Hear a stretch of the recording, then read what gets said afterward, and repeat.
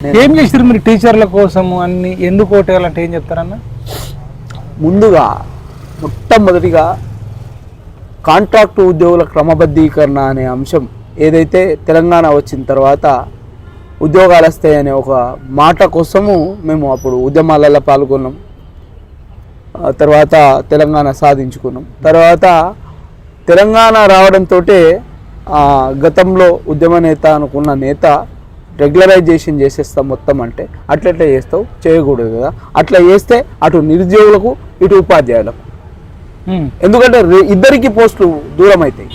కాబట్టి ఇలా నువ్వు చేసే ఏదైతే జియో నెంబర్ 16 అనేది ఇది తీసుకొచ్చిండ్రు 2016లో. జియో నెంబర్ 16 తీసుకొస్తే దీని మీద నేనే కేసెస్ ఆపిన. ఇగో నా పేరు మీదే ఉంటుంది జియో నెంబర్ 16.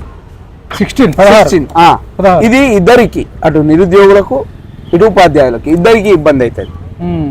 2018 నుంచి 2021 డిసెంబర్ వరకు. ఇప్పుడు పోటీ